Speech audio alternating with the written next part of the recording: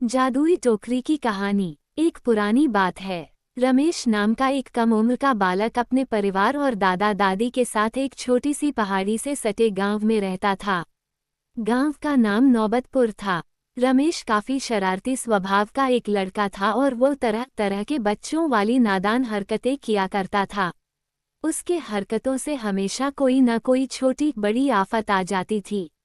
इस गांव से कुछ दूरी पर एक जंगल था। एक दिन की बात है, रमेश उस जंगल में घूमने के लिए गया हुआ था। वो उस जंगल में इधर उधर बस यूं ही घूम रहा था, तभी एक जगह रास्ते में जमीन पर गिरा हुआ बांस की बनी हुई एक टोकरी को उसने देखा। वास्तव में बांस की वह टोकरी एक साधारण टोकरी न होकर एक जादुई टोकरी थी। उस टोकरी को वह अपने दोनों पांव से ठोकर मार मार कर गेंद की तरह खेलने लग गया। वह टोकरी काफी अलग तरह की थी। रमेश को भी वह टोकरी कुछ अजीब तरह की लग भी रही थी। अब उस टोकरी के बारे में जानने के लिए रमेश काफी उत्साहित भी होने लगा था। अब उसने उस टोकरी पर अपना पैर रखकर उस टोकरी पर चढ़ने का सोचा, परंतु जैसे ही वह उस टोकरी पर अपना पैर रखकर चढ़ा तो वह टोकरी रमेश को लेकर ऊपर ऊंचे आसमान में उड़ गई और उड़ते उड़ते बहुत दूर बादलों के पार लेकर चली गई। फिर घंटे भर बाद एक विशाल महल के अंदर ले जाकर रमेश को उस टोकरी से नीचे उतार दिया।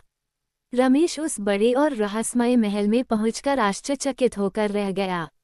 अब वो महल में इधर उधर घूमकर जायजा लेने लग गया था। घूमते घूमते रमेश का सामना एक काफी लंबे चौड़े व्यक्ति से हुआ, जो उस समय महल में पड़े हुए बेशकीमती सामान जैसे सोना, चांदी, सिक्का, हीरा, जवाहरात के खजाने के पास खड़ा होकर उस खजाने की रक्षा कर रहा था। उस विशाल व्यक्ति भी अचानक रमेश को देखकर चौंक गया। उसने रमेश से पूछा कि तुम यहाँ तक कैसे पहुँचे। रमेश ने उस व्यक्ति को अपनी सारी बातें बता दी। वो विशाल व्यक्ति काफी दयालु भी था। उसने रमेश को कुछ खजाना देने की पेशकश भी की, परंतु एक शर्त ये भी रखा कि रमेश बिना पूछे कोई भी चीज इस खजाने में से हाथ नहीं लगाएगा। रमेश काफी खुश हो गया। उसने उस विशाल व्यक्ति की यह शर्त मान ली थी। लेकिन कुछ दिनों के बाद ही रमेश पर लालच पूरी तरह से हावी हो गया था। उसने बिना पूछे खजाने में से कुछ सोना और जवाहरात चुपचाप चुरा लिया था।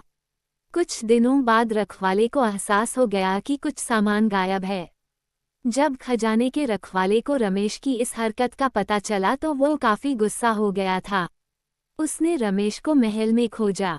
खोजबीन करने के दौरान वह जादुई टोकरी उस विशाल व्यक्ति के पैरों के नीचे दबकर टूट फूट गया। उस टोकरी के टूट जाने के कारण अब रमेश का अपने घर वापस जाना संभव नहीं हो सकेगा।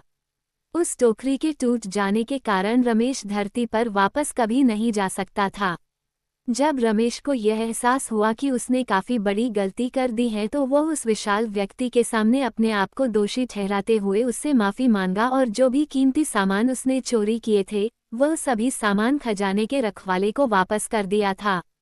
उसने ये वादा भी किया कि अब वो कभी भी बिना पूछे कोई सामान नहीं उठाएगा और चोरी कभी नहीं करेगा।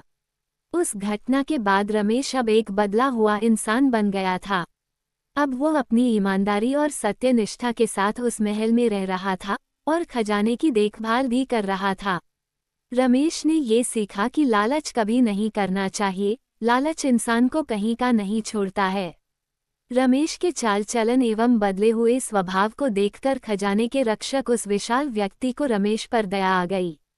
उसने फिर से एक जादुई टोकरी बनाई जिस पर सवार होकर रमेश अब अपने गांव जा सकता था।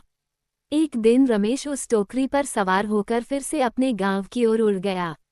खजाने के रक्षक ने रमेश को कुछ खजाना भी दिया था। रमेश अपने गांव आकर उस खजाने में से कुछ हीरे जवाहरात अपने गांव वालों के बीच भी बांट दिए थे।